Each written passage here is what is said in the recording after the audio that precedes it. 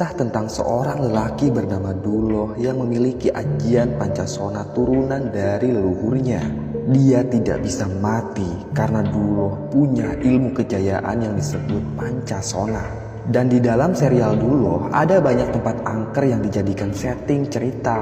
Salah satu tempat yang muncul dalam serial Duloh adalah hutan Gantarawang. Sebenarnya hutan ini memang benar-benar ada. Saat ini Gantarawang berupa padang alang-alang dan semak-semak. Tempat tersebut berada di wilayah desa Caringin, Kecamatan Tanjung Teja, Kabupaten Serang, Banten. Konon di tempat ini terdapat satu negara yang tidak dapat dilihat oleh mata secara lahiriah.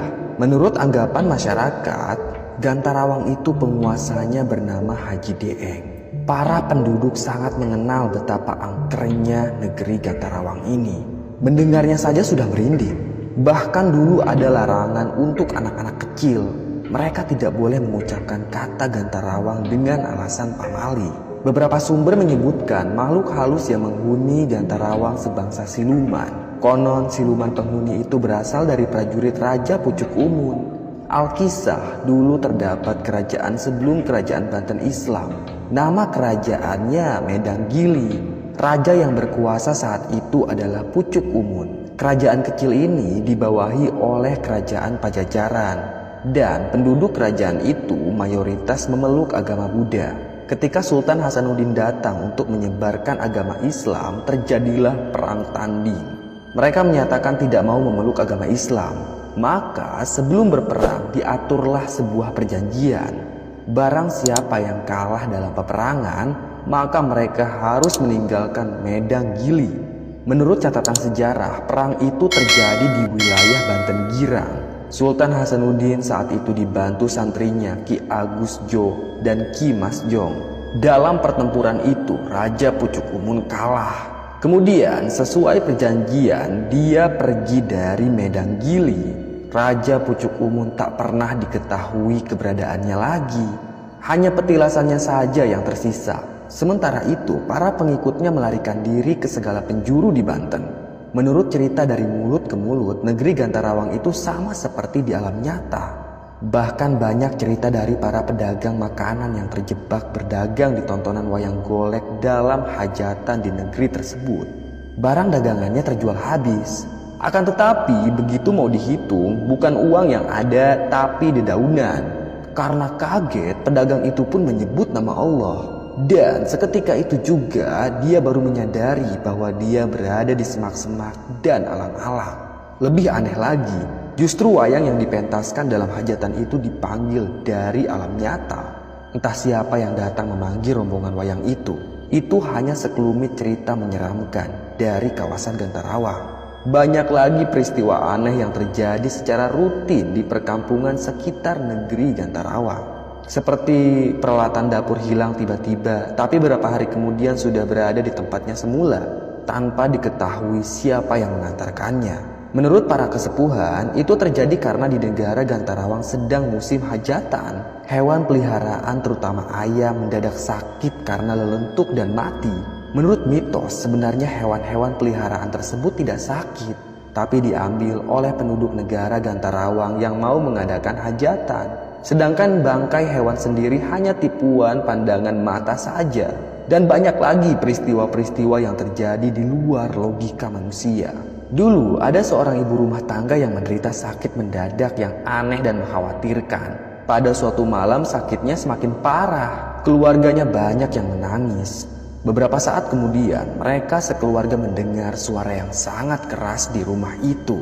Entah suara apa, mereka tidak tahu. Yang jelas tak lama kemudian terdengarlah suara kereta kuda kencana lewat di depan rumah mereka. Dan anehnya lagi, kereta itu ternyata ada di atas rumah. Tapi tidak bisa dilihat, hanya terdengar suaranya saja. Bersamaan dengan lewatnya kereta kencana itu, si ibu pun meninggal begitu saja. Kisah angker lainnya yang terjadi di kawasan Gantarawang datang dari seorang nenek. Pada suatu hari, ada seorang nenek yang mencari alamat. Setelah bertanya ke sana kemari, alamatnya tak juga ditemukan.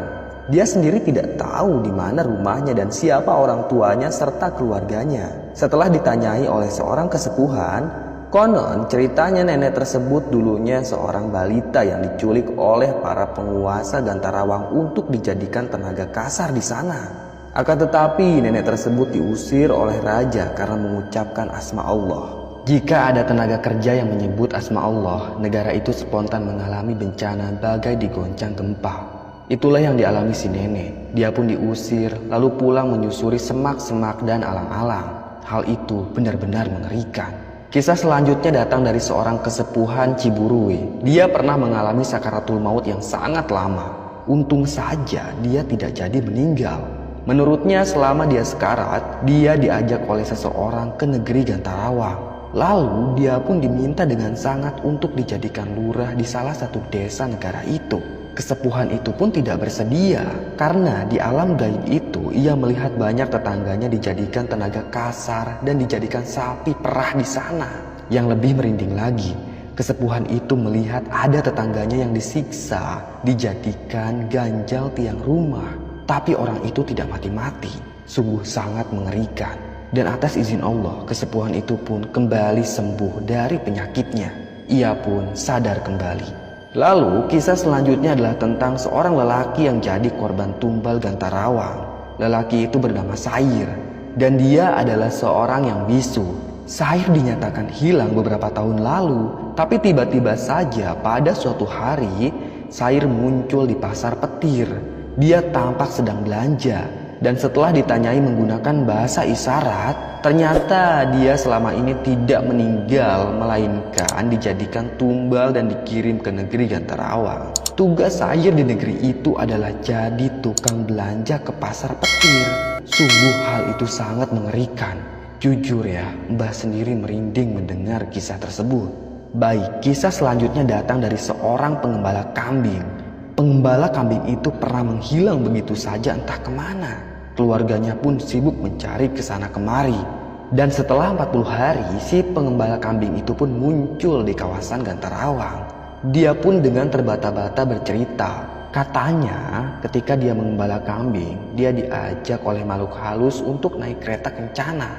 Dan ternyata dia dibawa ke alam gaib. Kisah tentang si pengembala kambing itu sangat terkenal di Banten. Baiklah, ada satu lagi cerita tentang kengerian di Gantarawang. Cerita ini datang dari teman Mbah sendiri. Kata teman Mbah, dulu di kawasan Gantarawang sempat ada proyek pembangunan perumahan. Namun baru saja mereka membangun pondasinya, beberapa minggu kemudian pondasi itu hilang begitu saja entah kemana. Bahkan tak berbekas sama sekali. Bisa jadi penghuni Gantarawang tidak ingin ada pembangunan di sana.